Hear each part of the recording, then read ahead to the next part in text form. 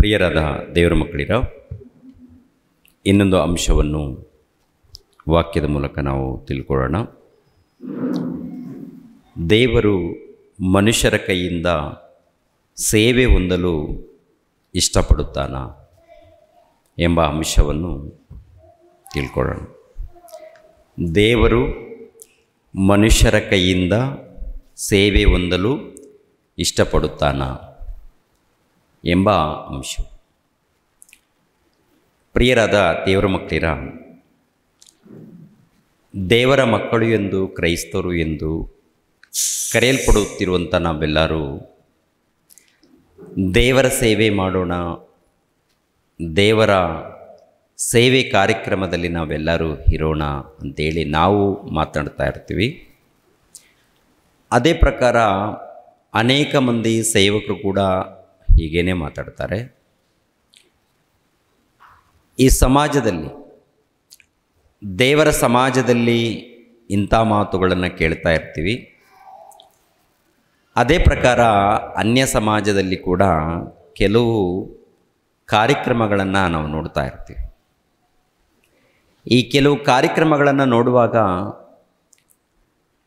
ನಾವು ದೇವರಿಗೆ ಸೇವೆ ಮಾಡ್ತಾ ಇದ್ದೀವಿ, ದೇವರನ್ನು ಸೇವಿಸ್ತಾ ಇದ್ದೀವಿ, ದೇವರನ್ನು ನಾವು ಪೂಜೆ ಮಾಡ್ತಾ ಇದ್ದೀವಿ, ದೇವರನ್ನು ನಾವು ಘನಪಡಿಸ್ತಾ ಇದ್ದೀವಿ ಅಂಥೇಳಿ ಈ ಸಮಾಜದಲ್ಲಿ ಅನ್ಯರೂ ಆಗಿರ್ಬೋದು, ಇಲ್ಲ ಕ್ರೈಸ್ತರೂ ಆಗಿರ್ಬೋದು, ಒಂದು ರೀತಿಯಲ್ಲಿ ದೇವರ ಸೇವೆ ನಾವು ಮಾಡುತ್ತೇವೆ, ದೇವರ ಸೇವೆಯಲ್ಲಿ ನಾವು ಇರುತ್ತೇವೆ ಅಂತೇಳಿ ಮಾತನಾಡಿಕೊಳ್ಳುವಂಥದ್ದು, ಹೇಳಿಕೊಳ್ಳುವಂಥದ್ದು ನೋಡುತ್ತೇವೆ ಪ್ರಿಯರೇ. ಆದರೆ ದೇವರು ಮನುಷ್ಯರ ಕೈಯಿಂದ ಸೇವೆ ಹೊಂದುತ್ತಾರಾ? ಒಂದು ವೇಳೆ ಹೊಂದಿದರೆ, ದೇವರು ಸೇವೆ ಹೊಂದಿದರೆ ಅದು ಯಾವ ರೀತಿ ಅನ್ನೋದು, ಹೇಗೆ ದೇವರು ನಮ್ಮಿಂದ ಸೇವೆ ಹೊಂದುತ್ತಾರೆ? ಹಾಡುಗಳು ಹಾಡಿದಾಗ ಇದು ನಾವು ದೇವರ ಸೇವೆ ಅಂತ ಹೇಳ್ಕೊಳ್ತೀವಿ.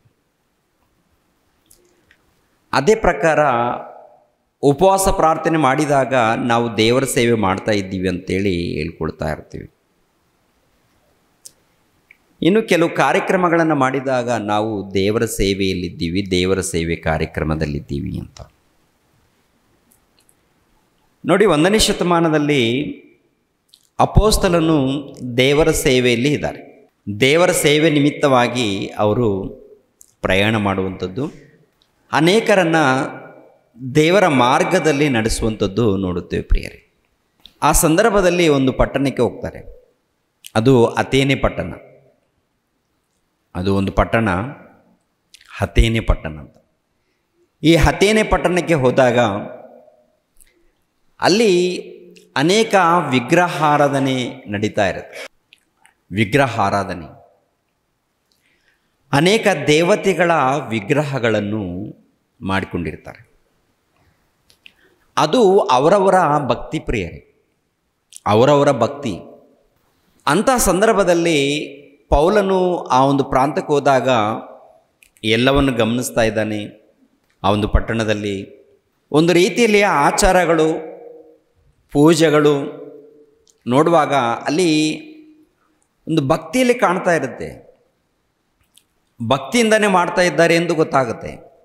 ಆದರೆ ಯಾರು ಗೊತ್ತಿಲ್ಲ ಅಂತ ನೋಡುವಾಗ ಸೃಷ್ಟಿಕರ್ತನಾಗಿರುವಂಥ ಸರ್ವೇಶ್ವರನು, ದೇವರು ಗೊತ್ತಿಲ್ಲ ರೀ, ದೇವರು ಗೊತ್ತಿಲ್ಲ.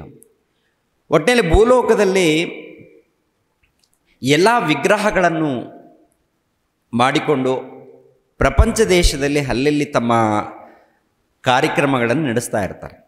ಆ ಪಟ್ಟಣದಲ್ಲಿ ಕೂಡ ಅಷ್ಟೇ, ತಮಗೇನು ಅನಿಸಿದೆಯೋ ಅದನ್ನು ಮಾಡುವಂಥದ್ದು.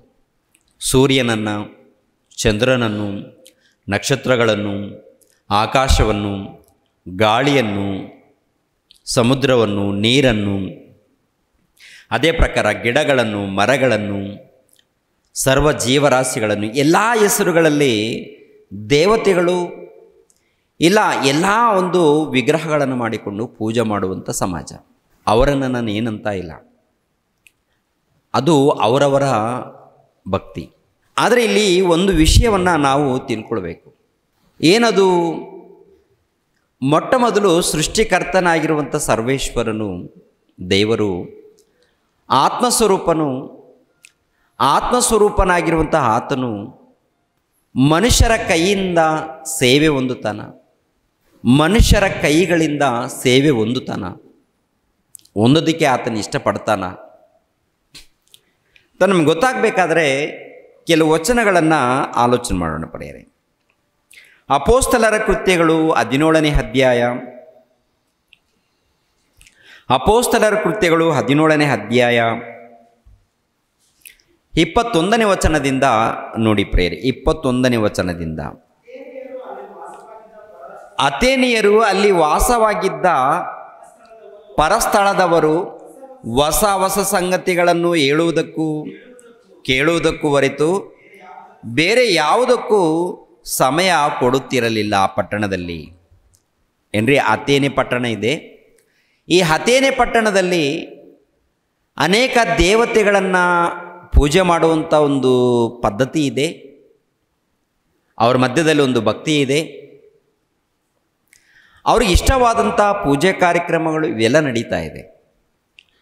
ಅವರ ಮಧ್ಯದಲ್ಲಿ ಜ್ಞಾನಿಗಳು, ಪಂಡಿತರು, ಹಿರಿಯರು, ನಾಯಕರು ಅನೇಕರು ಅವ್ರ ಪ್ರಾಂತದಲ್ಲಿ ಇರ್ತಾರೆ. ಅವರಲ್ಲಿ ಪ್ರಿಯರ ದೇವರ ಮಕ್ಕಳಿರ ಯಾರೋ ಏನಾದರೂ ಮಾತಾಡಿದ್ರೆ ಕೇಳೋ ಸ್ಥಿತಿಯಲ್ಲಿ ಇರಲ್ಲ. ಅವರು ಏನೇನೋ ಮಾತಾಡಿದ್ರೆ ಅವಶ್ಯಕತೆ ಇಲ್ಲ ಅಂತಾರೆ. ಅವ್ರು ಯಾರಾದರೂ ಮಾತಾಡಿದ್ರೆ ಹೊಸ ಸುದ್ದಿಗಳನ್ನು ಮಾತಾಡ್ತಾರೆ. ಕೇಳೋದಕ್ಕೆ ಮನಸ್ಸು ಕೊಟ್ಟರೆ ಹೊಸ ಸುದ್ದಿಗಳನ್ನು ಯಾರಾದರೂ ಹೇಳಿದ್ರೆ ಅವರ ಮಾತನ್ನು ಕೇಳೋದಕ್ಕೆ ಅವರು ಸ್ವಲ್ಪ ಮನಸ್ಸು ಕೊಡ್ತಾರೆ, ಹಿಂಬಾಲಿಸಲ್ಲ, ಕೇಳ್ತಾರೆ. ಅಂದರೆ ಹೊಸದೇನಿದೆ, ಹೊಸ ಸುದ್ದಿಗಳನ್ನು ಹೇಳೋದಕ್ಕೆ ಇಷ್ಟಪಡ್ತಾರೆ, ಹೊಸ ಸುದ್ದಿಗಳನ್ನು ಕೇಳೋದಕ್ಕೆ ಇಷ್ಟಪಡ್ತಾರೆ. ಆಮೇಲೆ ನಡ್ಕೊಳ್ಳೋದು ಬೀಳೋದು ಆಮೇಲೆ ಎರಡನೇ ವಿಷಯ. ಅವರು ಪಾಲಿಸ್ಬೇಕಾ ಬಿಡಬೇಕಾ ಅನ್ನೋದು ಎರಡನೇ ವಿಷಯ.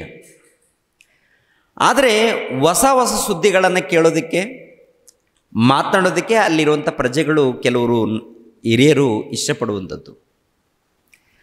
ಆ ಒಂದು ಪ್ರಾಂತದಲ್ಲಿ ಪೌಲನು ಸುವಾರ್ತೆಗೋಸ್ಕರ ಹೋದಾಗ ಒಂದು ಹೊಸ ಸುದ್ದಿಯನ್ನು ಮಾತನಾಡ್ತಾ ಇದ್ದಾರೆ ಇವರು ಪೌಲನು ಅಂಥೇಳಿ ಮೊದಲನೇದಾಗಿ ಕೆಲವರು ಕೇಳಿದ್ದಾರೆ. ಆ ನಂತರ ಹಿರಿಯರ ಬಳಿಯಲ್ಲಿ ಈತನ ಸುದ್ದಿಯನ್ನು, ಅಂದರೆ ಅಪೊಸ್ತಲನಾಗಿರುವಂಥ ಪೌಲನು ಮಾತನಾಡುವಂಥ ಈತನ ಸುದ್ದಿಯನ್ನು ಕೇಳಿದಾಗ, ಆ ಮನುಷ್ಯನ ಎಲ್ಲಿದ್ದಾನೆ ಕರ್ಕೊಂಡು ಬನ್ನಿ ನಾವು ಕೇಳೋಣ,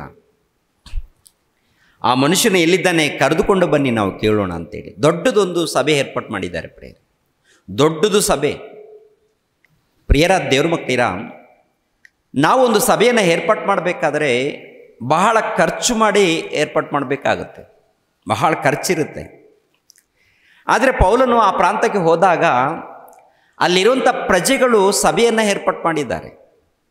ದೇವರನ್ನು ತಿಳಿದೋರಲ್ಲ, ಯೇಸು ಕ್ರಿಸ್ತರನ್ನು ತಿಳಿದೋರಲ್ಲ, ಅನ್ಯರು, ಬೇರೆ ಬೇರೆ ನಂಬಿಕೆಯಲ್ಲಿ ಇದ್ದವರು, ಒಂದು ರೀತಿಯಲ್ಲಿ ಹಿರಿಯರು, ನಾಯಕರು ಮತ್ತು ಇನ್ನು ಕೆಲವರು ವಿಜ್ಞಾನಿಗಳು ಅವರ ಸಮಾಜದಲ್ಲಿದ್ದಾರೆ. ಅವರಿಗೆ ಪೌಲನು ಮಾತಾಡುವಂಥ ವಿಷಯವನ್ನು ಕಿವಿಗೆ ಬಿದ್ದಾಗ ಈ ಮನುಷ್ಯನು ಹೊಸ ವಿಷಯಗಳನ್ನು ಮಾತಾಡ್ತಾ ಇದ್ದಾನೆ ಅಯ್ಯ ಅಂತ ಹಿರಿಯರ ಬಳಿಯಲ್ಲಿ ತಿಳಿಸಿದಾಗ ಕರೆ ಕರೆಸ್ಕೊಳ್ತಾರೆ. ನೋಡೋಣ ಈ ಮನುಷ್ಯ ಏನು ಮಾತಾಡ್ತಾ ಇದ್ದಾನೆ ಅಂತ. ಅದಕ್ಕೆ ಇಲ್ಲಿ 21ನೇ ವಚನ, ಅಥೇನಿಯರು ಅಲ್ಲಿ ವಾಸವಾಗಿದ್ದ ಪರಸ್ಥಳದವರು ಹೊಸ ಹೊಸ ಸಂಗತಿಗಳನ್ನು ಹೇಳುವುದಕ್ಕೂ ಕೇಳುವುದಕ್ಕೂ ಹೊರತು ಬೇರೆ ಯಾವುದಕ್ಕೂ ಸಮಯ ಕೊಡುತ್ತಿರಲಿಲ್ಲ. ಬೇರೆ ಯಾವುದಕ್ಕೂ ಸಮಯ ಕೊಡುತ್ತಿರಲಿಲ್ಲ. ಪೌಲನು ಅರಿಯೋಪಾಗದ ಮಧ್ಯದಲ್ಲಿ ನಿಂತುಕೊಂಡು ಹೇಳಿದ್ದೇನೆಂದರೆ, ಆ ಪಟ್ಟಣದಲ್ಲಿ ಇವಾಗ ನಮಗೆ ಗೊತ್ತಿರುವಂಥದ್ದು ಒಂದು ಗ್ರಾಮದಲ್ಲಿ ಪಂಚಾಯಿತಿ ಕಟ್ಟೆಗಳಿರುತ್ತಲ್ವ, ಪಂಚಾಯಿತಿ ಮಾಡೋದಕ್ಕೆ ಹಿರಿಯರು ಬರ್ತಾರೆ, ಬಂದಾಗ ಎಲ್ಲರೂ ಇರ್ತಾರೆ, ಆನಂತರ ಜನ ಎಲ್ಲ ಕೂಡ್ತಾರಲ್ಲ, ಆ ರೀತಿ ಒಂದು ಸ್ಥಳವನ್ನು, ಅಂಥ ಸ್ಥಳದಲ್ಲಿ ಎಲ್ಲರೂ ಹಿರಿಯರು, ನಾಯಕರು ಎಲ್ಲರೂ ಬಂದಿದ್ದಾರೆ. ಆವಾಗ ಪೌಲನಿಗೆ ಮಾತನಾಡೋದಕ್ಕೆ ಅವಕಾಶ ಕೊಡ್ತಾರೆ. ಪೌಲನಿಗೆ ಮಾತನಾಡೋದಕ್ಕೆ ಅವಕಾಶ ಕೊಟ್ಟಾಗ ಅಲ್ಲಿರುವಂಥ ಜನರು ಕೇಳೋದಕ್ಕೆ ಇಷ್ಟಪಡ್ತಾರೆ ಪ್ರಿಯರೇ. ಆದರೆ ಪೌಲನು ಎಷ್ಟು ವಿವೇಕದಿಂದ ಒಳ್ಳೆ ರೀತಿಯಿಂದ ಮಾತನಾಡ್ತಾ ಇದ್ದಾರೆ ಇಲ್ಲಿ ಗಮನಿಸ್ಬೇಕು ನಾವೆಲ್ಲರೂ. 23, ಅಥೇನೆಯ ಜನರೇ, ನೀವು ಎಲ್ಲದರಲ್ಲೂ ಅತಿ ಭಕ್ತಿವಂತರೆಂದು ನನಗೆ ತೋರುತ್ತದೆ.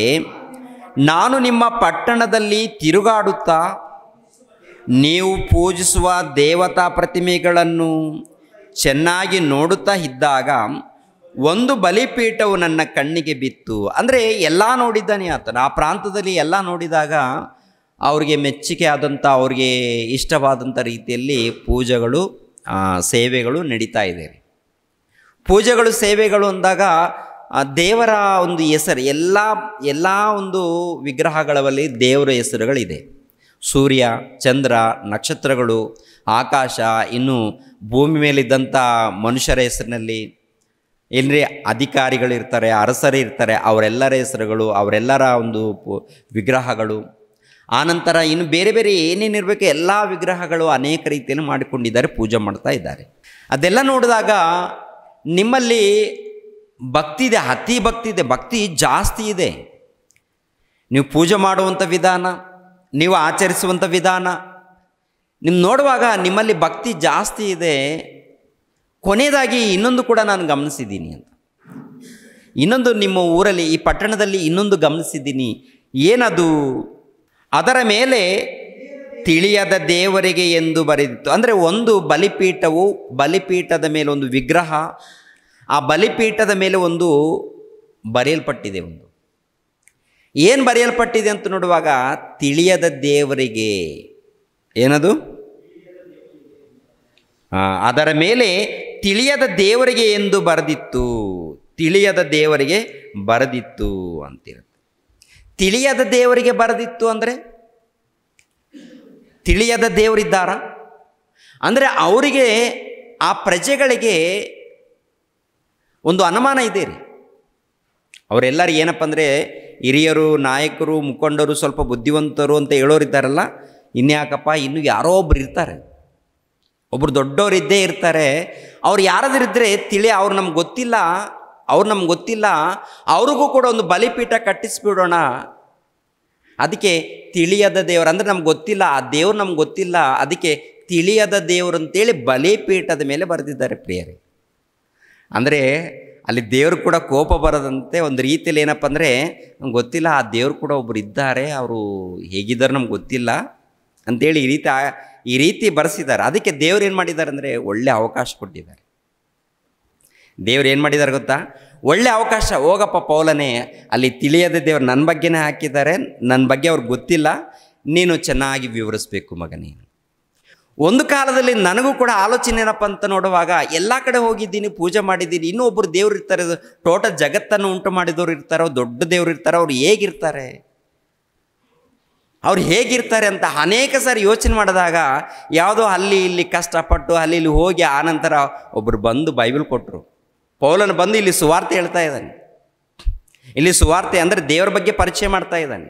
ಅಂದರೆ ಅಲ್ಲಿರುವಂಥ ಜನರಿಗೆ ಒಂದು ಆಸೆ ಇದೆ. ಒಂದು ಏನಪ್ಪ ಅಂದರೆ ಎಲ್ಲ ಮಾಡಿದ್ದೀವಿ, ಮತ್ತೆ ಯಾರಾದ್ರೂ ಇದ್ದೇ ಇರ್ತಾರಲ್ವ, ಯಾರಿದ್ದರೂ ಪರವಾಗಿಲ್ಲ, ಒಟ್ಟಿನಲ್ಲಿ ಜಗತ್ತನ್ನು ಉಂಟು ಮಾಡಿರೋ ಒಂದು ದೊಡ್ಡ ದೇವರು ಇರ್ತಾನೆ. ಯಾಕೆಂದರೆ ಈ ಪ್ರಕೃತಿ ನೋಡುವಾಗ, ಈ ಜಗತ್ತು ನೋಡುವಾಗ ದೊಡ್ಡದಿದೆ, ಯಾರೋ ಒಬ್ಬರು ಉಂಟು ಮಾಡಿರ್ತಾರೆ, ಅವ್ರು ಇದ್ದೇ ಇದ್ದಾರೆ ಅಂತೇಳಿ ಪ್ರಿಯರ ದೇವರ ಮಕ್ಕಳಿರ ಅಂದಾಜಿನ ಮೇಲೆ ಅವರು ಹಾಕಿದ್ದಾರೆ. ಪ್ರಿಯರ ಒಂದು ಅಂದಾಜಿನ ಮೇಲೆ ತಿಳಿಯದ ದೇವರಂತ ಬಲಿಪೀಠ, ಒಂದು ವಿಗ್ರಹ ಮಾಡಿಕೊಂಡು ಕೆಳಗಡೆ ಒಂದು ಬಲಿಪೀಠ ಮಾಡಿ, ಆ ಬಲಿಪೀಠದಲ್ಲಿ ತಿಳಿಯದ ದೇವರು ಅವರಿಗೆ ನಾವು ಕೊಡ್ತಾ ಇದ್ದೀವಿ. ಅವ್ರು ಎಲ್ಲಿದ್ದರೂ ಪರವಾಗಿಲ್ಲ, ಹೇಗಿದ್ದರೂ ಪರವಾಗಿಲ್ಲ, ಇದು ಅವರಿಗೆ.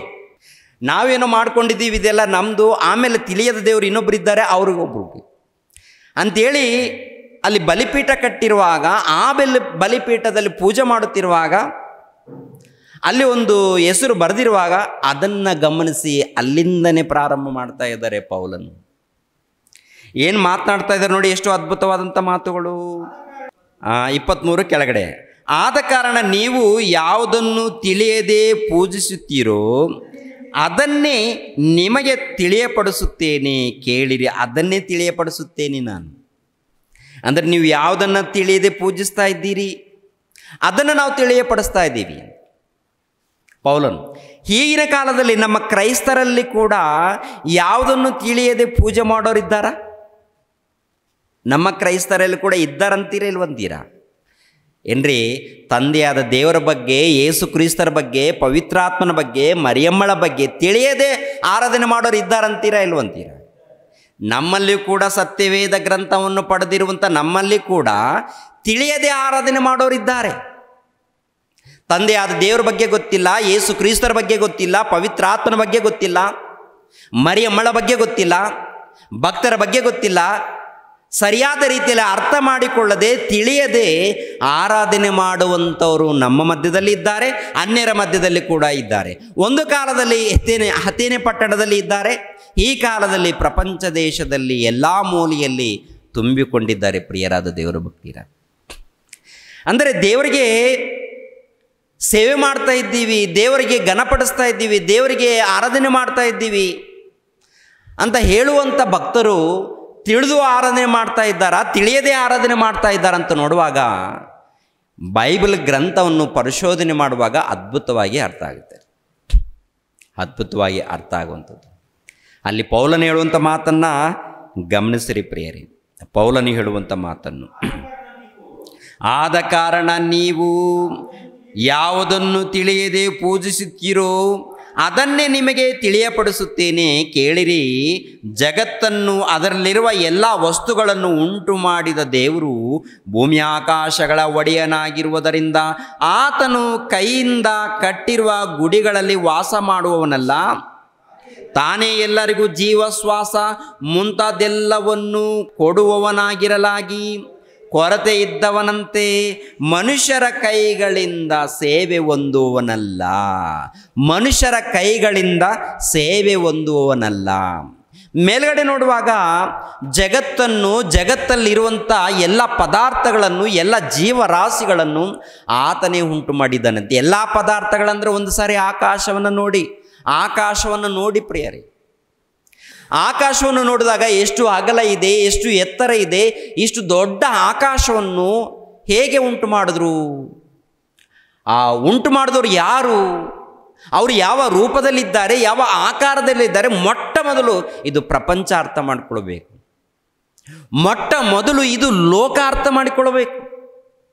ಈ ಲೋಕದಲ್ಲಿ ಏನು ಅರ್ಥ ಮಾಡಿಕೊಂಡಿದೆ ಅಂತ ನೋಡುವಾಗ ಪ್ರಿಯರ ದೇವರ ಮಕ್ಕಳಿಗೆ, ಈ ಪ್ರಕೃತಿಯಲ್ಲಿ ಆಹಾರ ಪದಾರ್ಥಗಳನ್ನು ಹೇಗೆ ಬೆಳೆಸಬೇಕು, ಹೇಗೆ ಊಟ ಮಾಡಬೇಕು, ಹೇಗೆ ನಮ್ಮ ಆರೋಗ್ಯವನ್ನು ಕಾಪಾಡಿಕೊಳ್ಳಬೇಕು, ಹೇಗೆ ಈ ಲೋಕದಲ್ಲಿ ಬದುಕಬೇಕು, ಇದನ್ನು ಕಲ್ತ್ಕೊಂಡಿದೆ. ಇದನ್ನು ಕಲಿತಾ ಇದೆ, ಕಲ್ತ್ಕೊಳ್ತಾ ಇದೆ. ಇದನ್ನು ಕಲ್ತ್ಕೊಂಡಿದೆ, ಇನ್ನೂ ಕಲಿತಾ ಇದೆ, ತಿಳ್ಕೊಳ್ತಾ ಇದೆ. ಹೇಗೆ ನಾವು ಬೆಳೆಸಬೇಕು, ಯಾವ ಪದಾರ್ಥವನ್ನು ಬೆಳೆಸಬೇಕು, ಯಾವ ಪದಾರ್ಥದಿಂದ ಯಾವ ರೀತಿಯಲ್ಲಿ ನಮಗೆ ಆರೋಗ್ಯ ಇದೆ, ನಮ್ಮ ದೇಹಕ್ಕೆ ಎಂಥ ಆರೋಗ್ಯ ಇದೆ, ಅಂದರೆ ಎಂತೆಂಥ ಪದಾರ್ಥಗಳನ್ನು ತಿಂದರೆ ನಮ್ಮ ದೇಹಕ್ಕೆ ಯಾವ ರೀತಿಯ ಆರೋಗ್ಯ ಸಿಗುತ್ತೆ ಅಂತ. ಅಂದರೆ ಈ ಲೋಕದಲ್ಲಿ ಸುಖವಾಗಿ ಜೀವಿಸೋದಕ್ಕೆ, ಆನಂದವಾಗಿ ಬಾಳೋದಕ್ಕೆ ಎಲ್ಲ ರೀತಿಯಲ್ಲಿ ತಿಳ್ಕೊಂಡಿದ್ದಾರೆ. ಆದರೆ ದೇವರ ಬಗ್ಗೆ ಮಾತ್ರ ಮನುಷ್ಯನು ತಿಳ್ಕೊಂಡಿಲ್ಲ. ದೇವರ ಬಗ್ಗೆ ಅರ್ಥ ಆಗಬೇಕಾದ್ರೆ ಮೊಟ್ಟ ಮೊದಲು ಈ ಆಕಾಶವನ್ನು ನೋಡಬೇಕು.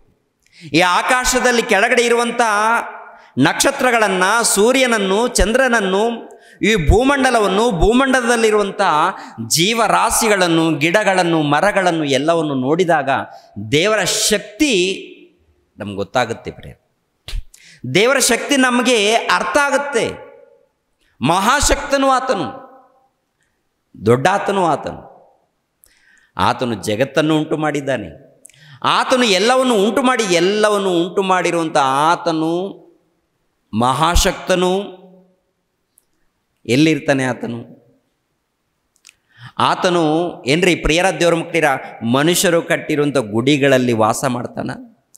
ನಾವು ಕಟ್ಟಿಕೊಂಡಂಥ ಈ ಮಂದಿರಗಳಲ್ಲಿ ಆತನು ಇರ್ತಾನ ಅಂತ ನೋಡುವಾಗ ಈ ಮಾತಿನಲ್ಲಿ ಪ್ರಿಯರಾದ ದೇವರ ಮಕ್ಕಳಿರ, ಆತನು ಕೈಯಿಂದ ಕಟ್ಟಿರುವ ಗುಡಿಗಳಲ್ಲಿ ವಾಸ ಮಾಡುವವನಲ್ಲ, ತಾನೇ ಎಲ್ಲರಿಗೂ ಜೀವ ಶ್ವಾಸ ಮುಂತಾದೆಲ್ಲವನ್ನು ಕೊಡುವವನಾಗಿರಲಾಗಿ ಕೊರತೆ ಇದ್ದವನಂತೆ ಮನುಷ್ಯರ ಕೈಗಳಿಂದ ಸೇವೆ ಹೊಂದುವವನಲ್ಲ.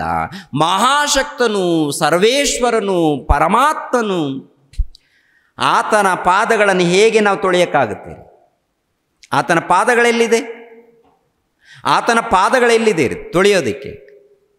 ಆತನ ಪಾದಗಳ ಬಳಿಯಲ್ಲಿ ಹೂಗಳು ಹಾಕೋದಕ್ಕೆ ಎಲ್ಲಿದೆ? ಆತನ ಪಾದ ಎಲ್ಲಿದೆ? ಆಕಾಶ ನನ್ನ ಸಿಂಹಾಸನ, ಭೂಮಿ ನನ್ನ ಪಾದಪೀಠ ಅಂದಾಗ, ಭೂಮಿನೇ ಪಾದಪೀಠ ಆಗಿರುವಾಗ ಇನ್ನು ಆ ಪಾದ ಪೀಠದ ಬಳಿಯಲ್ಲಿ ಏನು ಹೂ ಹಾಕ್ತೀವಾ, ಏನು ಹಣ್ಣುಗಳು ಕೊಡ್ತೀವಾ, ಇಲ್ಲ ಬಲಿ ಕೊಡ್ತೀವಾ? ಒಂದು ವೇಳೆ ಬಲಿ ಕೊಟ್ಟರು, ಬಲಿ ಕೊಡುವಂಥದ್ದು ದೇವರ ಸೇವೆ ಅಂದುಕೊಂಡ್ರು, ಹೂಗಳು ಕೊಡುವಂಥದ್ದು ದೇವರ ಸೇವೆ ಅಂದುಕೊಂಡ್ರು, ಹಣ್ಣುಗಳು ಕೊಡುವಂಥದ್ದು ದೇವರ ಸೇವೆ ಅಂದುಕೊಂಡ್ರು. ದೇವರು ಇಷ್ಟಪಡುವುದಿಲ್ಲ ರೀ, ದೇವರು ಇಷ್ಟಪಡಲ್ಲ. ಯಾಕೆಂದರೆ ತುಂಬ ಜನ ಅಂದುಕೊಳ್ತಾರೆ, ನಾನು ದೇವರಿಗೆ ಸೇವೆ ಮಾಡ್ತಾ ಇದ್ದೀನಿ, ನಾನು ದೇವರಿಗೆ ಹೂಗಳು ಕೊಡ್ತಾ ಇದ್ದೀನಿ, ದೇವರಿಗೆ ಹಣ್ಣುಗಳು ಕೊಡ್ತಾ ಇದ್ದೀನಿ. ದೇವರಿಗೆ ಹೂಗಳು ಕೊಡ್ತಾ ಇದೆಯಾ ಅಪ್ಪ? ದೇವರಿಗೆ ಹಣ್ಣುಗಳು ಕೊಡ್ತಾ ಇದೆಯಾ ಅಪ್ಪ? ದೇವರಿಗೆ ಬಲಿ ಕೊಡ್ತಾ ಇದೆಯಾ ಮಗಳೇ? ಏನು ಕೊಡ್ತಾ ಇದೆಯಾ? ಏನು ಕೊಡೋಕ್ಕಾಗುತ್ತೆ? ಕೀರ್ತನೆ ಗ್ರಂಥ 50ನೇ ಅಧ್ಯಾಯ 7ನೇ ವಚನದಿಂದ ನೋಡಿ ಪ್ರಿಯರಾದ ದೇವರ ಬಗ್ಗೆ. ಕೀರ್ತನೆ ಗ್ರಂಥ 50ನೇ ಅಧ್ಯಾಯ 7ನೇ ವಚನದಿಂದ, ಆತನು ಆಜ್ಞಾಪಿಸುವುದೇನೆಂದರೆ, ಪ್ರಜೆಗಳಿರ ಇಸ್ರಾಯೇಲ್ಯರೇ, ದೇವರಾದ ನಾನೇ ನಿಮ್ಮ ದೇವರು. ನಿಮಗೆ ಖಂಡಿತವಾಗಿ ಹೇಳುತ್ತೇನೆ, ಕೇಳಿರಿ. ನಾನು ನಿಮ್ಮ ಯಜ್ಞಗಳ ವಿಷಯದಲ್ಲಿ ತಪ್ಪೆಣಿಸುವುದಿಲ್ಲ.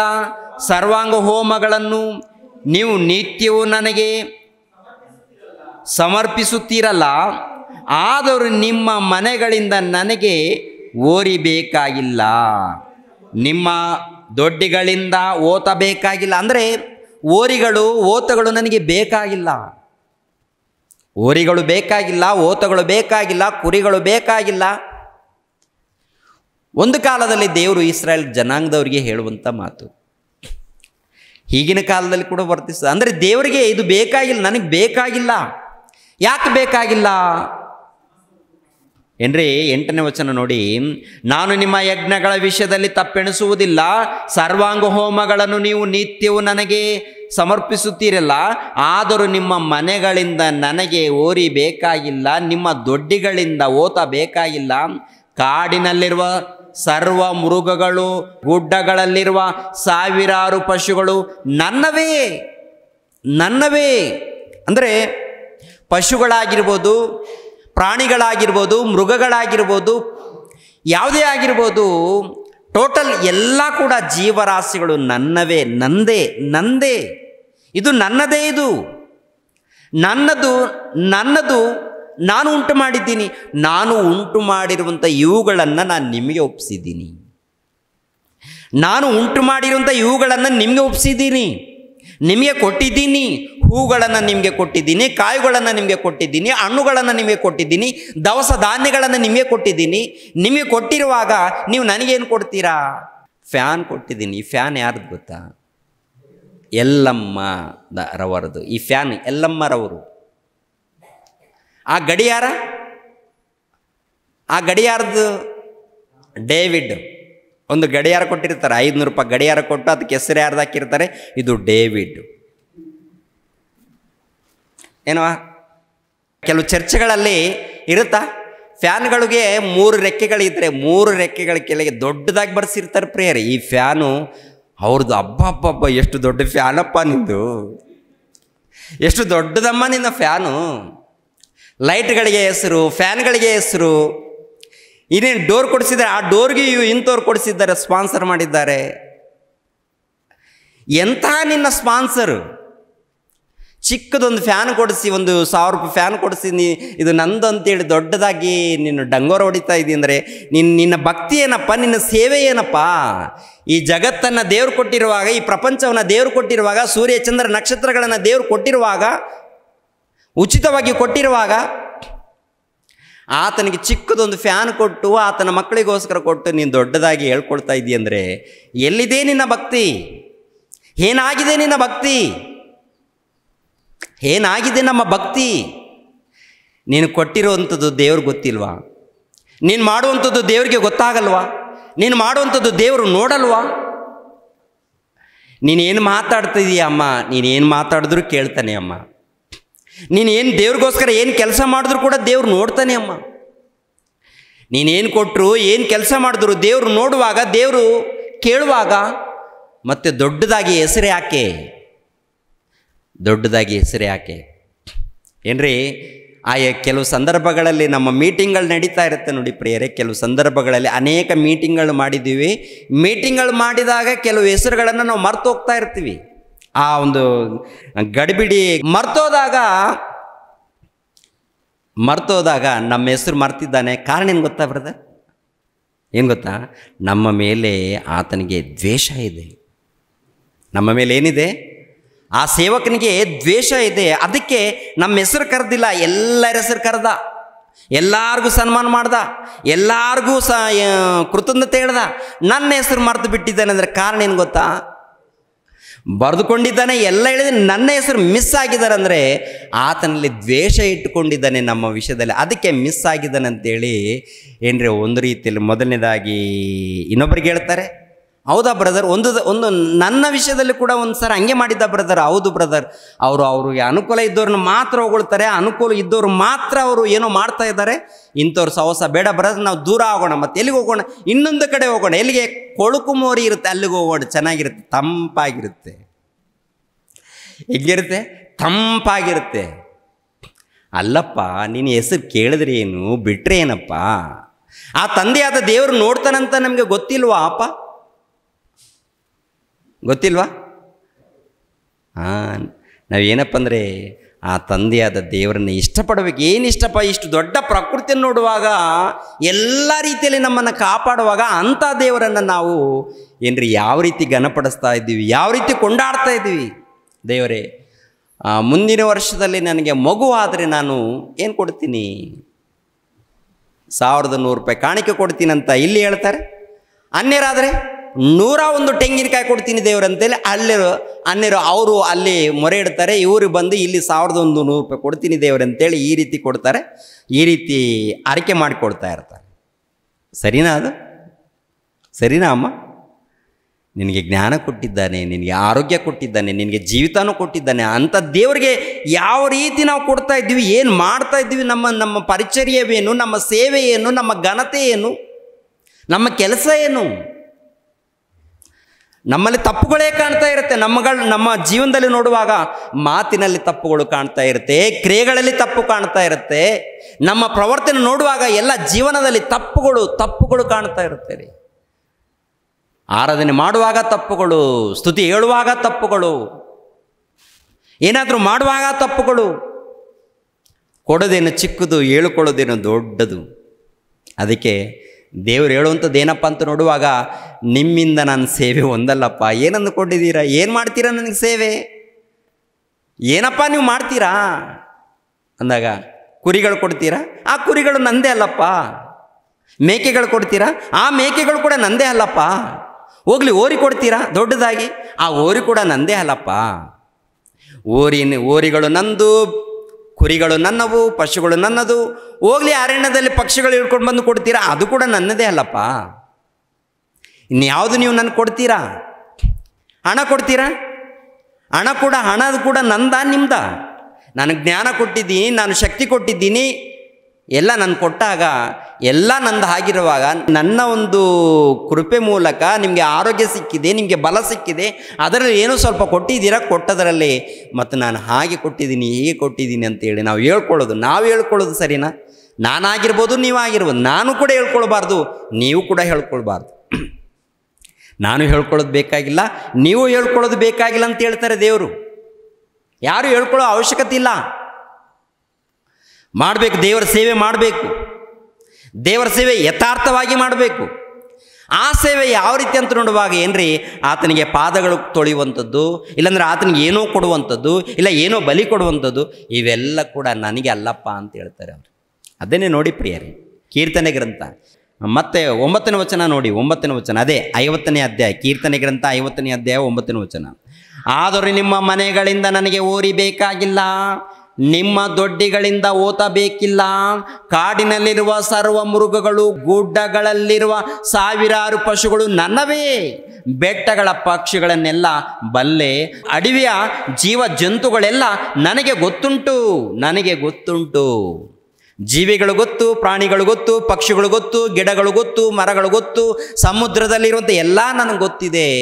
ಇದರಲ್ಲಿ ನೀವೇನು ತಂದು ಕೊಡ್ತೀರಾ? ನನಗೆ ಏನು ಕೊಟ್ಟರು ನನಗೆ ಬೇಕಾಗಿಲ್ಲ ಅಂತ ಹೇಳ್ತಾರೆ.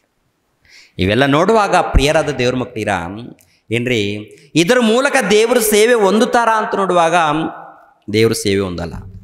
ಕೆಲವರು ಹೇಳ್ತಾರೆ ಕುರಿ ಕೊಯ್ತಾರೆ ನೋಡಿ, ಕುರಿ ಕೊಯ್ದ ನಂತರ ರಕ್ತ ಬರುತ್ತಲ್ಲ, ರಕ್ತ ಕುಡಿತಾ ಕೆಲವರು ಕುಡಿಯುವಂಥ ತೋರಿಸ್ತಾ ಇರ್ತಾರೆ. ದೇವತೆಗಳು ಕುಡಿತಾರಂತೆ. ಆ ದೇವತೆ ಕುಡಿಯುವಂಥದ್ದು, ರಕ್ತ ಕುಡಿಯುತ್ತಾ ದೇವತೆ? ರಕ್ತ ಕುಡಿಯುತ್ತಾ ದೇವತೆ? ರಕ್ತ ಕುಡಿತಾರ ದೇವರು? ಮಾಯಾ. ದೇವರಿಗೆ ಪ್ರಿಯರಾದ ದೇವರ ಮಕ್ಕಳಿರ ಪ್ರಾಣಿಗಳು, ಪಕ್ಷಿಗಳು, ಜಂತುಗಳು ಇವ್ಯಾವುದು ಬೇಕಾಗಿಲ್ಲ, ರಕ್ತನೂ ಬೇಕಾಗಿಲ್ಲ, ಏನು ಬೇಕಾಗಿಲ್ಲ. ಆತನಿಗೆ ಏನಪ್ಪ ಮನುಷ್ಯರು ಕಟ್ಟಿರುವಂಥ ವಾಸಸ್ಥಳ ಬೇಕಾ? ಅದನ್ನೂ ನನಗೆ ಬೇಕಾಗಿಲ್ಲ, ಅದನ್ನೂ ನನಗೆ ಬೇಕಾಗಿಲ್ಲ. ಮನುಷ್ಯರು ಕಟ್ಟಿರುವಂಥ ನಿವಾಸ ಸ್ಥಾನದಲ್ಲಿ ನಾನು ವಾಸ ಮಾಡಲ್ಲ ಅಂತ. ಎಲ್ಲಿರುತ್ತೆ ಆ ಮಾತು? ಯೆಶಾಯನ ಗ್ರಂಥ 66ನೇ ಅಧ್ಯಾಯ, ಯೆಶಾಯನ ಗ್ರಂಥ 66ನೇ ಅಧ್ಯಾಯ 1ನೇ ವಚನವನ್ನು ನೋಡಿ ಪ್ರಿಯರೇ. ಯೆಶಾಯನ ಗ್ರಂಥ 66ನೇ ಅಧ್ಯಾಯ 1ನೇ ವಚನ. ಯೆಹೋವನು ಹೀಗೆನ್ನುತ್ತಾನೆ, ಆಕಾಶವು ನನಗೆ ಸಿಂಹಾಸನ, ಭೂಮಿಯು ನನಗೆ ಪಾದಪೀಠ. ನೀವು ನನಗೆ ಇನ್ನೆಂಥ ಮನೆಯನ್ನು ಕಟ್ಟಿಕೊಡುವಿರಿ? ನನ್ನ ವಿಶ್ರಾಂತಿಗೆ ತಕ್ಕ ಸ್ಥಳ ಎಂಥದ್ದು? ಇವುಗಳನ್ನೆಲ್ಲ ನನ್ನ ಕೈ ನಿರ್ಮಿಸಿತು, ಇವುಗಳನ್ನೆಲ್ಲ ನನ್ನ ಕೈ ನಿರ್ಮಿಸಿತು. ಆಕಾಶ ನನ್ನ ಸಿಂಹಾಸನ, ಭೂಮಿ ನನ್ನ ಪಾದಪೀಠ. ನನಗೋಸ್ಕರ ಎಂಥ ಮನೆಯನ್ನು ಕಟ್ಟಿಕೊಡ್ತೀರಾ? ಬಂಗಾರದ ಮೂಲಕ ಕಟ್ಟಿರುವಂಥ ಸೊಲೊಮೋನನಿಗೆ ಹೇಳಿರುವಂಥ ಮಾತೇನು? ಆಕಾಶ ಮಹಾ ಆಕಾಶ ಸಹಿತ ಇಡಸಲಾರದು ಸೊಲೊಮೋನನೇ. ಪವಿತ್ರಾತ್ಮನ ಮೂಲಕ ಸೊಲೊಮೋನನು ಒಪ್ಪಿಕೊಳ್ತಾನೆ. ಪವಿತ್ರಾತ್ಮನ ಮೂಲಕ ಏನ್ರಿ? ಪವಿತ್ರಾತ್ಮನ ಮೂಲಕ ಸೊಲೊಮೋನನು ನುಡಿತಾ ಇದ್ದಾನಲ್ಲ, ಸೊಲೊಮೋನನು ನುಡಿತಾ ಇದ್ದಾನಂದರೆ ಆ ಒಂದು ವಿಷಯವನ್ನು ದೇವರು ತಿಳಿಸ್ಕೊಡ್ತಾನೆ. ಹೌದು ದೇವರೇ, ಹೌದು ದೇವರೇ, ಆಕಾಶ ಮಹಾ ಆಕಾಶ ಸಹಿತ ನಿಮ್ಮ ವಾಸಕ್ಕೆ ಸಾಲದು ಅಂತೇಳಿ ಒಪ್ಪಿಕೊಳ್ಳುವಂಥ ಮಾತು. ನಾನು ಕಟ್ಟಿರುವಂಥ ಈ ಬಂಗಾರದ ಆಲಯ ಹೇಗೆ ಸಾಕಾಗುತ್ತೆ? ಹೇಗೆ ನೀವು ಇರ್ತೀರಾ ದೇವರೇ? ಇಲ್ಲ ದೇವರೇ, ನನಗೆ ಗೊತ್ತಾಯ್ತು ದೇವರೇ, ನಿಮ್ಮ ಮಾತಿನ ಪ್ರಕಾರ ಹೌದು, ನಾನು ಖಂಡಿತವಾಗಿ ಅಂಗೀಕರಿಸ್ತೀನಿ ಅಂತ. ಯಾರು? ಸೊಲೊಮೋನನು. ಹೌದಲ್ವ? ಆಕಾಶ ಮಹಾ ಆಕಾಶ ದೇವ್ರದಾಗಿರುವಾಗ, ಈ ಜಗತ್ತು ದೇವ್ರದಾಗಿರುವಾಗ ಆತನನ್ನು ಯಾವ ರೀತಿ ನಾವು ಸೇವೆ ಮಾಡೋಕ್ಕಾಗುತ್ತೆ? ಆತನಿಗೆ ಸೇವೆ ಹೇಗೆ ಮಾಡುತ್ತೇವೆ? ಆತನಿಗೆ ಗುಡಿಗಳಿದೆಯಾ? ಮನುಷ್ಯರು ಕಟ್ಟಿರುವಂಥ ಗುಡಿಗಳು ಆತನಿಗೆ ಮಂದಿರನ? ಮನುಷ್ಯರು ಕಟ್ಟಿರುವಂಥ ಮನೆ ದೇವರಿಗೆ ಮಂದಿರನ ಅಂತ ನೋಡುವಾಗ, ಮನುಷ್ಯರು ಕಟ್ಟಿರುವಂಥ ಈ ಮಂದಿರಗಳು ನಾವೆಲ್ಲರೂ ಮನುಷ್ಯರು ಅಂದರೆ ಭಕ್ತರಾಗಿರುವಂಥ ನಾವೆಲ್ಲರೂ, ಭಕ್ತಹೀನರಾಗಿರುವಂಥ ನಾವೆಲ್ಲರೂ ಬಂದು ದೇವರ ಜ್ಞಾನವನ್ನು ಕಲಿತುಕೊಳ್ಳೋದಕ್ಕೆ. ದೇವರ ಬಗ್ಗೆ ಗೊತ್ತಿಲ್ವಾ? ಬರಬೇಕು. ದೇವರ ಜ್ಞಾನ ಗೊತ್ತಿಲ್ವಾ? ಬಂದು ಕಲಿಬೇಕು.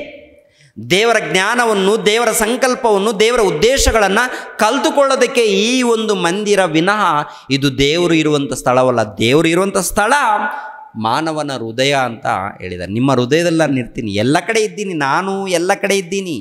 ಆಕಾಶದಲ್ಲಿದ್ದೀನಿ, ಪರಲೋಕದಲ್ಲಿದ್ದೀನಿ, ಭೂಲೋಕದಲ್ಲಿದ್ದೀನಿ, ಎಲ್ಲ ಕಡೆ ನಾನು ಇದ್ದೀನಿ. ಕೊನೆಯದಾಗಿ ನಿಮ್ಮ ಹೃದಯದಲ್ಲಿ ನಾನು ಇರ್ತೀನಿ ಅಂತ ದೇವರು ಹೇಳುವಂಥ ಮಾತು. ಅಂಥ ತಂದೆಯಾಗಿರುವಂಥ ಆ ದೇವರನ್ನು ನಾವು ಸೇವೆ ಮಾಡ್ತೀವ? ಸೇವೆ ಮಾಡೋದಂದರೆ ಇವಾಗ ತಂದೆ ತಾಯಿಗಳಿಗೆ ಸೇವೆ ಮಾಡಬೇಕು ಪ್ರಿಯರೇ. ತಂದೆ ತಾಯಿಗಳಿಗೆ ಸೇವೆ ಅಂದರೆ ಅವ್ರಿಗೆ ಏನ್ರಿ ಮುದುಕರಾಗಿರ್ತಾರೆ ಅಂತ ತಿಳ್ಕೊಳ್ಳಿ. ತಂದೆ ತಾಯಿಗಳು ಮುದುಕರಾಗಿದ್ದಾರೆ ಅಂತ ತಿಳ್ಕೊಳ್ಳಿ. ಇದ್ದಲ್ಲೇ ಅವ್ರಿಗೆ ಸೇವೆ ಮಾಡುವಂಥದ್ದು. ಅವ್ರು ಎಲ್ಲಿರ್ತಾರೆ? ಮಂಚದ ಮೇಲೆ, ಇಲ್ಲಾಂದರೆ ಮಲಗಿರ್ತಾರೆ ಬೆಡ್ ಮೇಲೆ. ಹೌದಲ್ವ? ಬೆಡ್ ಮೇಲೆ ಮಲಗಿಕೊಂಡಾಗ ಅವ್ರಿಗೆ ಸೇವೆ ಏನು? ಕೆಲವರಿಗೆ ಕುಂತಲ್ಲೇ 1ಕ್ಕೂ 2ಕ್ಕೂ ಆಗುತ್ತೆ. ಮತ್ತು ಸೇವೆ ಮಾಡುವಂಥದ್ದು ಅಂದರೆ ಅದನ್ನು ಅಸಹಿಸ್ಕೊಳ್ಬಾರ್ದು. ಅವ್ರಿಗೆ ಸೇವೆ ಮಾಡಿದಾಗ, ಆ ತಂದೆ ತಾಯಿಗಳಿಗೆ ಸೇವೆ ಮಾಡಿದಾಗ ಅದು ದೇವರು ಇಷ್ಟಪಡ್ತಾರೆ. ನನ್ನ ಮಕ್ಕಳಿಗೆ ನೀವು ಸೇವೆ ಮಾಡ್ತಾ ಇದ್ದೀರಂತೇಳಿ. ಇವತ್ತು ತಂದೆ ತಾಯಿಗಳಿಗೆ ಸೇವೆ ಮಾಡುವಂಥದ್ದು ಅಂದರೆ ಅವರಿಗೆ ಆಹಾರ ಕೊಡುವಂಥದ್ದು, ಅವರಿಗೆ ಬಟ್ಟೆಗಳನ್ನು ಒಗೆಯುವಂಥದ್ದು, ಅವ್ರಿಗೆ ಏನೇನು ಬೇಕೋ ಎಲ್ಲ ಕೊಡುವಂಥದ್ದು, ಇದು ಸೇವೆ. ತಂದೆ ತಾಯಿಗಳಿಗೆ ಮಾಡುವಂಥ ಸೇವೆ, ಹೆಂಡತಿ ಗಂಡನಿಗೆ ಮಾಡುವಂಥ ಸೇವೆ, ಮಕ್ಕಳು ತಂದೆ ತಾಯಿಗಳಿಗೆ ಮಾಡುವಂಥ ಸೇವೆ, ಇದು ಭೂಮಿಯ ಮೇಲೆ ಮಾಡುವಂಥದ್ದು ನೋಡುತ್ತೀವಿ. ಮತ್ತು ದೇವರಿಗೆ ಮಾಡುವಂಥ ಸೇವೆ ಏನು? ದೇವರಿಗೆ ಏನು ಮಾಡ್ತೀವಿ? ಅವ್ರಿಗೆ ಊಟ ಕೊಡ್ತೀವ? ಆಹಾರ ಕೊಡ್ತೀವ? ಅವರಿಗೆ ಬಟ್ಟೆಗಳನ್ನು ಒಗಿತೀವ? ಅವ್ರು ಏನು ಮಾಡೋಕ್ಕಾಗತ್ತೆ ಅಂತ ನೋಡುವಾಗ ಏನಿಲ್ಲ ಏನ್ರಿ. ಒಂದು ವೇಳೆ ಮಾಡಿದ್ರೆ, ಆತನಿಗೆ ಮಾಡಿದರೆ ಅದು ಯಾವ ರೀತಿ ಇರುತ್ತೆ ಅನ್ನೋದನ್ನು ಗಮನಿಸೋಣ. ಮೊಟ್ಟ ಮೊದಲು ಈ ಲೋಕ, ಈ ಜಗತ್ತು ಆ ದೇವರನ್ನ ತಿಳ್ಕೊಳ್ಬೇಕಾಗತ್ತೆ. ಅದಕ್ಕೆ ಅಪೋಸ್ತಲರಾಗಿರುವಂಥ ಪೌಲನು ಅಲ್ಲಿ ಮಾತಾಡುವಂಥ ಮಾತಿನಲ್ಲಿ ಇನ್ನೊಂದು ಮಾತಿದೆ. ಅದೇ ಅಪೋಸ್ತಲರ ಕೃತ್ಯಗಳು 17ನೇ ಅಧ್ಯಾಯ. ಅಪೋಸ್ತಲರ ಕೃತ್ಯಗಳು 17ನೇ ಅಧ್ಯಾಯ 26. ಆತನು ಒಬ್ಬನಿಂದಲೇ ಎಲ್ಲ ಜನಾಂಗದವರನ್ನು ಹುಟ್ಟಿಸಿ ಅವರವರು ಇರತಕ್ಕ ಕಾಲಗಳನ್ನು ಅವರವರ ನಿವಾಸಗಳ ಮೇರೆಗಳನ್ನು ನಿಷ್ಕರಿಸಿ ಭೂಮಂಡಲದಲ್ಲೆಲ್ಲ ವಾಸ ಮಾಡಿ ಒಂದು ವೇಳೆ ಅವರು ತಡವಾಡಿ ಕಂಡುಕೊಂಡರೇನು ಎಂದು ತನ್ನನ್ನು ಹುಡುಕುವರನ್ನಾಗಿ ಮಾಡಿದ್ದಾನೆ. ಅಂದರೆ ಒಬ್ಬನಿಂದಲೇ ಎಲ್ಲ ಜನಾಂಗದವರನ್ನು ಅಂತೇಳಿದ್ದಾನೆ. ಒಬ್ಬನಿಂದಲೇ ಎಲ್ಲ ಜನಾಂಗದವರನ್ನು ಅಂದರೆ ಭೂಲೋಕದಲ್ಲಿ ಎಷ್ಟು ಜನಾಂಗ ಇದ್ದಾರೆ, ಭೂಲೋಕದಲ್ಲಿ ಎಷ್ಟು ಜನಾಂಗದವರು ಇದ್ದಾರೆ ಅಂತ ನೋಡುವಾಗ ಏನ್ರಿ ನಾವೇನೆನಿಸ್ತೀವಿ ಮಾತಿನ ಪ್ರಕಾರ ಅಂದರೆ ಭೂಲೋಕದಲ್ಲಿ ಅನೇಕ ಕುಲದವರು ಅನೇಕ ಜಾತಿ ಪಂಗಡದವರು ಇದ್ದಾರೆ ಅಂತ ಹೇಳ್ತೀವಿ. ಮನುಷ್ಯರ ಮೂಲಕ ಕುಲ ಜಾತಿ ಬಂದದ್ದು.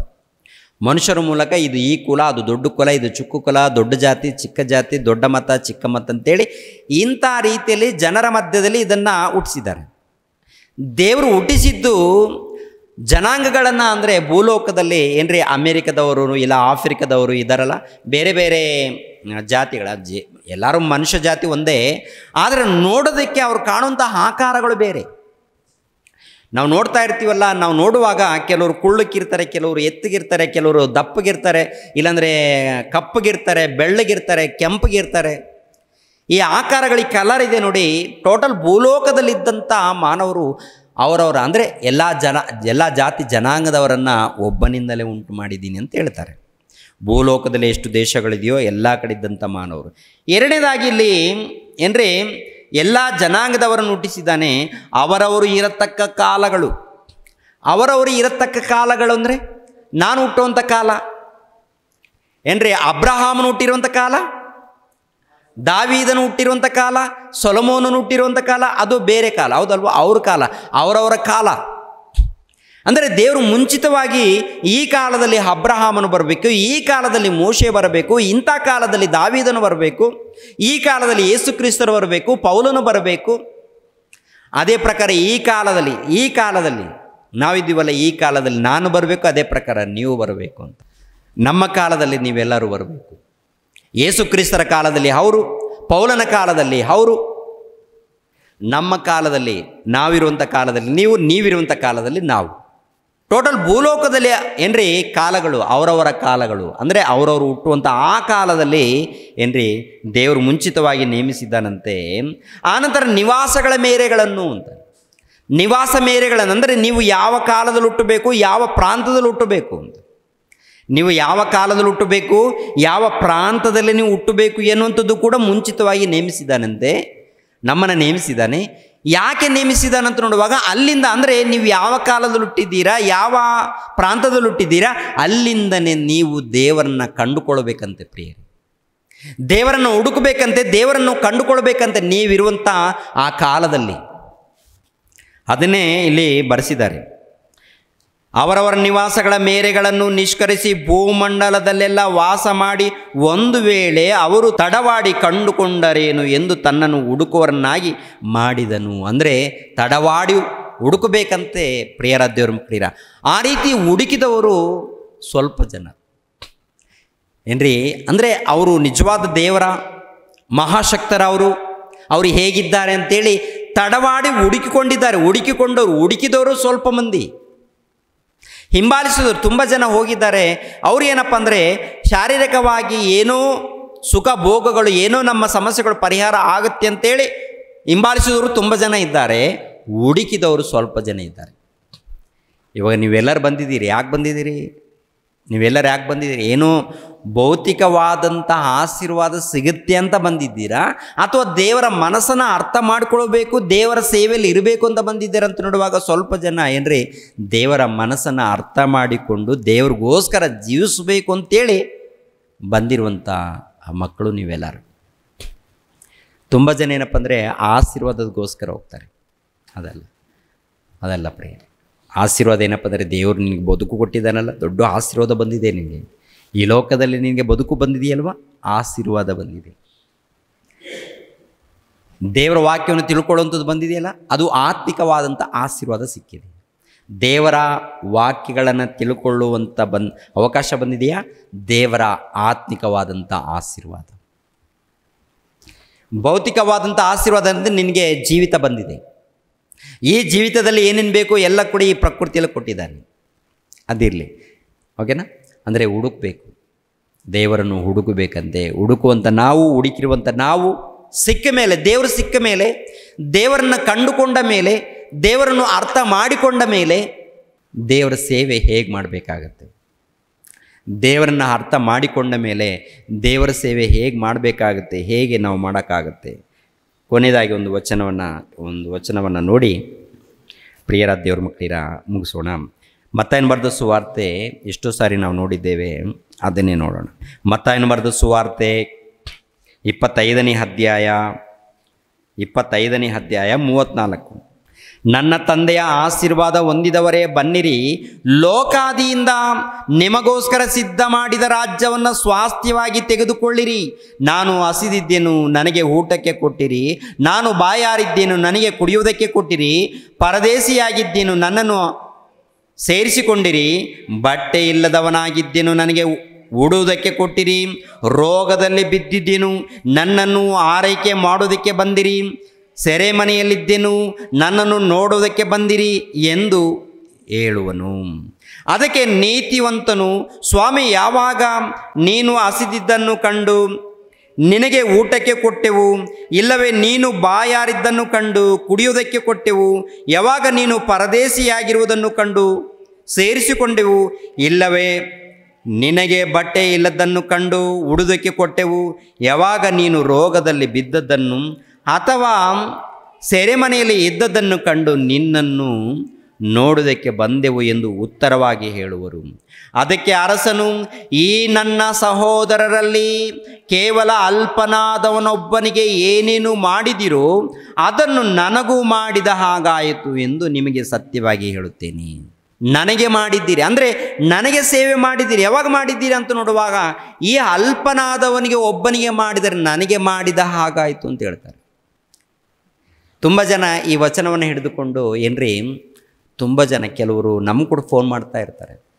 ಸಭೆಗೂ ಬರಲ್ಲ, ವಾಕ್ಯ ಕೇಳೋದಕ್ಕೂ ಬರಲ್ಲ, ದೇವರ ಸೇವೆಗೋಸ್ಕರ ಬರಲ್ಲ. ಮತ್ತು ಇವ್ರು ಏನೂ ಮಾಡ್ತಾರಂತೆ, ಏನೋ ಸಹಾಯ ಮಾಡ್ತೀವಿ ಅಂತೇಳಿ ಸುಮ್ಮನೆ ಫೋನ್ ಮಾಡೋದು. ಏನೋ ನಮಗೆ ಹೆಲ್ಪ್ ಬೇಕು ಬ್ರದರ್, ನಮಗೆ ಸಹಾಯ ಬೇಕು ಬ್ರದರ್. ಯಾರಿಗೆ ಹೇಳಿದ ನೀ ಮಾತು ಅಂತ ನೋಡುವಾಗ ಏನ್ರಿ, ಲೋಕದಲ್ಲಿ ಸಹಾಯ ಮಾಡೋದಕ್ಕೆ, ಲೋಕದಲ್ಲಿ ಅನುಕೂಲ ಮಾಡೋದಕ್ಕೆ ಸರ್ಕಾರ ಇದೆ, ಗೌರ್ಮೆಂಟ್ ಇದೆ. ಎಲ್ಲ ರೀತಿಯಲ್ಲಿ ಏನ್ರಿ, ಆಸ್ಪತ್ರೆಗಳಾಗಿರ್ಬೋದು, ಇಲ್ಲ ಸರ್ಕಾರದ ಮೂಲಕ ಬರುವಂಥ ಮೀಸಲಾತಿ ಆಗಿರ್ಬೋದು, ವ್ಯವಸ್ಥೆ ಆಗಿರ್ಬೋದು, ಎಲ್ಲ ಕೂಡ ಇದ್ದಾಗ ಮತ್ತೆ ನಮಗೆ ಫೋನ್ ಮಾಡೋದು, ನಮಗೆ ಕೇಳುವಂಥದ್ದು ಏನು ಅಂತ ನೋಡುವಾಗ ಏನ್ರಿ, ಅರ್ಥ ಮಾಡಿಕೊಳ್ಳದೆ, ದೇವರ ಮನಸ್ಸನ್ನು ಅರ್ಥ ಮಾಡಿಕೊಳ್ಳದೆ ಅಪಾರ್ಥ ಮಾಡಿಕೊಂಡು ಸುಮ್ಮನೆ ಶೋಧಿಸೋದಕ್ಕೆ. ಯೇಸು ಪ್ರಭು ಹೇಳಿರುವಂಥ ಮಾತನ್ನು ನಾವು ಮೊದಲನೇದಾಗಿ ಗಮನಿಸಬೇಕು. ಏನಿದೆ ಈ ಮಾತಿನಲ್ಲಿ ಅರ್ಥ ಏನಿದೆ? ಈ ನನ್ನ ಸಹೋದರರಲ್ಲಿ ಕೇವಲ ಅಲ್ಪನಾದವನೊಬ್ಬನಿಗೆ ಏನೇನು ಮಾಡಿದಿರೋ ಅದನ್ನು ನನಗೆ ಮಾಡಿದ ಹಾಗಾಯಿತು. ಈ ನನ್ನ ಸಹೋದರರು ಅಂದರೆ ಯಾರು? ನನ್ನ ಸಹೋದರರು ಅಂದರೆ ಯಾರು? ಮತ್ತಾಯನ ಬರೆದ ಸುವಾರ್ತೆ ಏನ್ರಿ, ಮತ್ತಾಯನ ಬರೆದ ಸುವಾರ್ತೆ 12ನೇ ಅಧ್ಯಾಯ 46ನೇ ವಚನವನ್ನು ನೋಡಿ ಪ್ರಿಯರ ದೇವರು ಮಕ್ಕಳಿರ. 12:46 ವಚನವನ್ನು, ಸಹೋದರರಂದ್ರೆ ಯಾರು? ಸಹೋದರರು ಯಾರನ್ನ ಕುರಿತು ಯೇಸು ಪ್ರಭು ಹೇಳಿದ್ದಾರೆ? ಆತನು ಜನರ ಗುಂಪುಗಳ ಸಂಗಡ ಇನ್ನೂ ಮಾತಾಡುತ್ತಿರುವಾಗ ಆತನ ತಾಯಿಯು ತಮ್ಮಂದಿರು ಆತನನ್ನು ಮಾತಾಡಿಸಬೇಕೆಂದು ಹೊರಗೆ ನಿಂತಿದ್ದರು.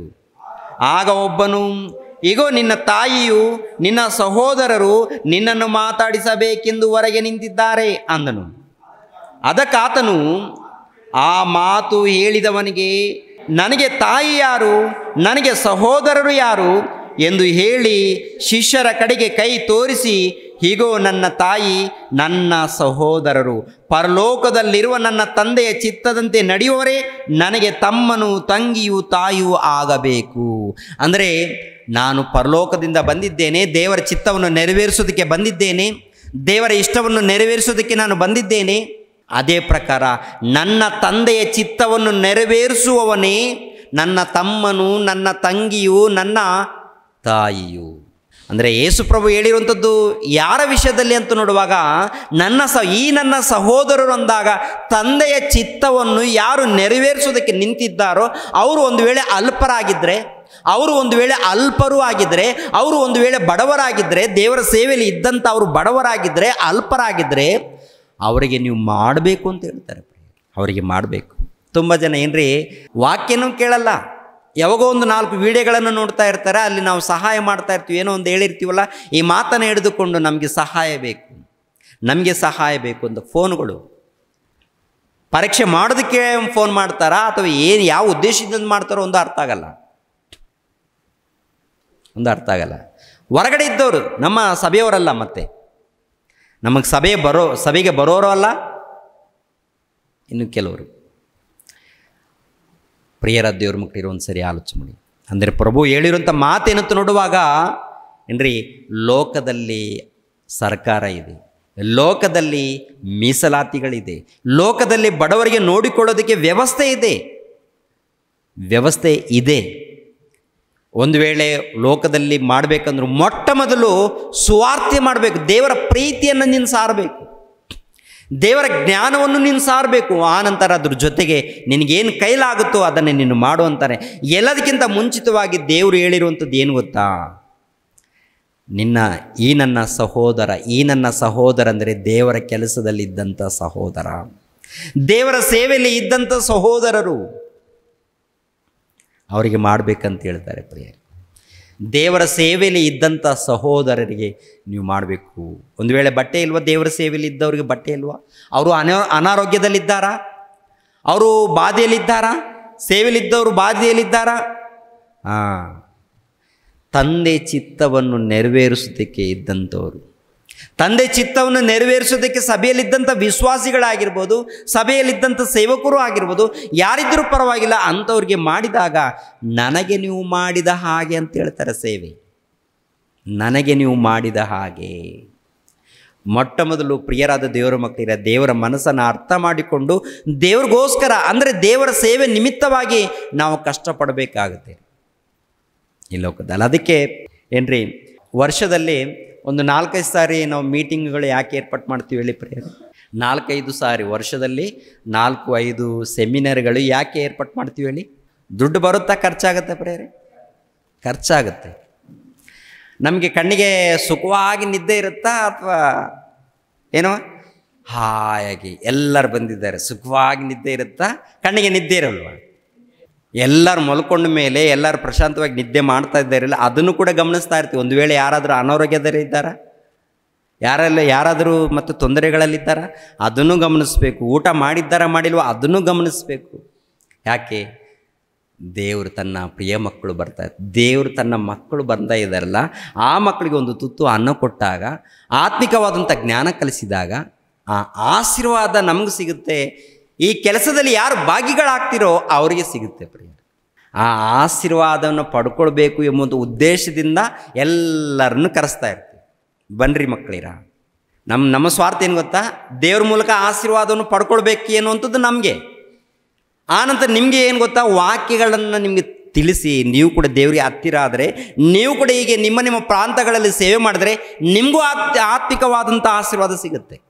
ಯಾರು ಕೆಲಸ ಮಾಡ್ತಾರೋ, ಯಾರು ತ್ಯಾಗ ಮಾಡ್ತಾರೋ, ಯಾರು ಸೇವೆ ಮಾಡ್ತಾರೋ ಅವರಿಗೆ ಆತ್ಮಿಕವಾದಂಥ ಆಶೀರ್ವಾದ ದೇವರು ಪರಲೋಕದಲ್ಲೇ ಅವರಿಗೆ ಉನ್ನತವಾದಂಥ ಸ್ಥಳವನ್ನು ದೇವರು ಕೊಡ್ತಾರೆ.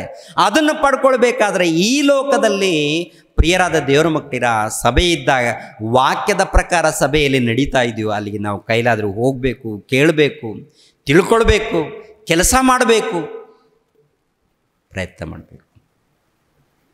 ಅದು ಪ್ರಿಯರಾದ ದೇವ್ರ ಮಕ್ಕಳಿರ ಸೇವೆ. ದೇವರು ಏನು ಕೊಟ್ಟರು ದೊಡ್ಡದಾಗಿ ಏನು ಇಷ್ಟಪಡಲ್ಲ ರೀ. ತನ್ನ ಮಕ್ಕಳಿಗೆ ಏನೇನು ಮಾಡ್ತೀವೋ ಅದು ದೇವರು ಇಷ್ಟಪಡುವಂಥದ್ದು.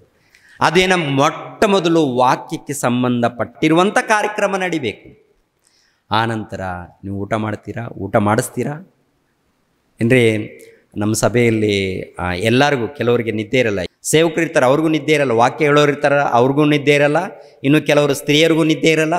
ಕಾರಣ ಏನಪ್ಪ ಅಂದರೆ ನಾವು ಸೇವೆ ಮಾಡೋದು. ಯಾಕೆಂದರೆ ದೇವರ ಮನಸ್ಸು ಅರ್ಥ ಮಾಡಿಕೊಂಡಿರುವಂಥ ನಾವು ಕರ್ಕೊಂಡು ಬರಬೇಕು, ಸೇರಿಸ್ಬೇಕು, ಅವ್ರಿಗೇನು ವ್ಯವಸ್ಥೆ ಇದೆ ಮಾಡಬೇಕು ಅಂತ. ಪ್ರಿಯರ ದೇವ್ರ ಮಕ್ಕಳಿರ ಸೇವೆ. ಸೇವೆ ಅಂದರೆ ಹಲ್ಲೆಲೂಯಾ ಅಂತೇಳಿ ಹಾಡಾಡ್ತೀವಿ. ಮೊಟ್ಟ ಮೊದಲು ಹಾಡಾಡಿದ್ರೆ ಈ ಹಲ್ಲೆಲೂಯಾ ಸ್ಟಾರ್ಟ್ ಆಗುತ್ತೆ. ಮೊಟ್ಟ ಮೊದಲು ಹಲ್ಲೆಲೂಯಾ ಸ್ಟಾರ್ಟ್ ಆಗಿ ಕೊನೆಯದಾಗಿ ಕೂಡ ಆ ಮಧ್ಯದಲ್ಲಿ 100 ಹಲ್ಲೆಲೂಯಗಳು ಬರುತ್ತೆ, ಕೊನೆಯದಾಗಿ ಮುಗಿದೋಗುತ್ತೆ. ಏನು ಆಡಿದ್ದಾನಂತ ನೋಡುವಾಗ ಹಲ್ಲೆಲೂಯಾ. ಅರ್ಥ ಗೊತ್ತಾ ಇವರಿಗೆ ಅಂತ ನೋಡುವಾಗ ಅರ್ಥನೇ ಗೊತ್ತಿಲ್ಲ. ಹಲ್ಲೆಲೂಯಾ ಅಂದರೆ ದೇವರಿಗೆ ಸ್ತುತಿ ಮಾಡಿರಿ, ಸ್ತುತಿ ಮಾಡಿರಿ, ಸ್ತುತಿ ಮಾಡಿರಿ, ಸ್ತುತಿ ಮಾಡಿರಿ, ಸ್ತುತಿ ಮಾಡಿರಿ. ದೇವರಿಗೆ ಸ್ತುತಿ ಮಾಡಿರಿ ಅಂದರೆ ನೀನು ಮಾಡಲ್ವಾ? ಈತನ ಮಾಡಲ್ವಾ? ಈತನೇನಪ್ಪ ಅಂದರೆ ಹೇಳ್ತಾನೆ, ಆತನ ಮಾಡಲ್ಲ. ಮತ್ತು ನಾವೇನು ಮಾಡ್ತೀವಿ? ನೀವೇ ಮಾಡಿರಿ, ನೀವೇ ಮಾಡಿರಿ, ಸ್ತುತಿ ಮಾಡಿರಿ. ಪ್ರಿಯರ ದೇವ್ರ ಮಕ್ಕಳಿರ, ಆ ಪದವನ್ನು ಬಳಸಿದ ಮೇಲೆ ಹೇಗೆ ನಾವು ದೇವರನ್ನು ಕೊಂಡಾಡಬೇಕು ಅನ್ನೋದು ಅರ್ಥ ಆಗಲಿಲ್ಲ. ನಾವು ಅರ್ಥ ಮಾಡಿಕೊಳ್ಬೇಕು.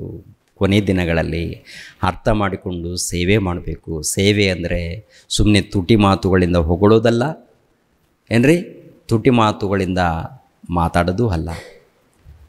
ಹಾಡುಗಳು ಹಾಡಬೇಕು, ಖಂಡಿತವಾಗಿ ಹಾಡಬೇಕು. ಹಾಡುವಾಗ ಮುಂಚಿತವಾಗಿ ಪ್ರಾಕ್ಟೀಸ್ ಮಾಡಿ. ದೇವರು ಕೇಳ್ತಾರೆ, ದೇವರ ಮಕ್ಕಳು ನೋಡ್ತಾರೆ, ಬೇಡ ಅಂಥೇಳಿ ಮೊದಲನೇದಾಗಿ ಸ್ಟಡಿ ಆಗಬೇಕು. ಏನು ಮಾಡ್ತೀವಿ?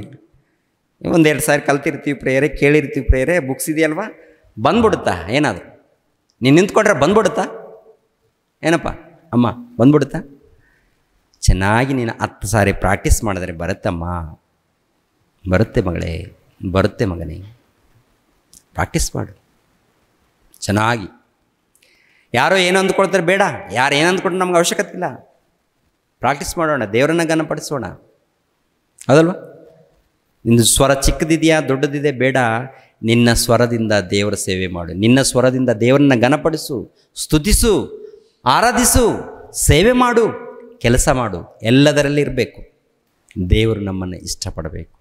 ದೇವರ ಸೇವೆ ನಾವು ಮಾಡೋಣ, ದೇವರು ಮೆಚ್ಚುವಂಥದ್ದು ಮಾಡೋಣ. ಓಕೆನಾ? ದೇವರು ನಿಮ್ಮನ್ನು ನನ್ನನ್ನು ಆಶೀರ್ವದಿಸಲಿ. ರಕ್ಷಕನಾದ ಯೇಸು ಕ್ರಿಸ್ತರ ನಾಮದಲ್ಲಿ ಆತ್ಮೀಯರೆಲ್ಲರಿಗೂ ಹೃತ್ಪೂರ್ವಕ ವಂದನೆಗಳನ್ನು ತಿಳಿಸ್ತಾ ಇದ್ದೇನೆ. ದೇವರ ಸೇವೆ ನಿಮಿತ್ತವಾಗಿ ಪ್ರಾರ್ಥಿಸಿರಿ ಹಾಗೂ ದೇವರ ಸೇವೆಯಲ್ಲಿ ಭಾಗಿಗಳು ಆಗಿ. ಪ್ರತಿಯೊಬ್ಬನು ತನ್ನ ಹೃದಯದಲ್ಲಿ ನಿರ್ಣಯಿಸಿಕೊಂಡ ಪ್ರಕಾರ ಕೊಡಲಿ. ದುಃಖದಿಂದಾಗಲಿ ಬಲಾತ್ಕಾರದಿಂದಾಗಲಿ ಯಾರೂ ಕೊಡಬಾರದು. ಯಾಕೆಂದರೆ ಸಂತೋಷವಾಗಿ ಕೊಡುವವನ ಮೇಲೆ ದೇವರಿಗೆ ಪ್ರೀತಿಯುಂಟು. 2 ಕೊರಿಂಥದವರಿಗೆ ಬರೆದ ಪತ್ರಿಕೆ 9ನೇ ಅಧ್ಯಾಯ 7ನೇ ವಚನ.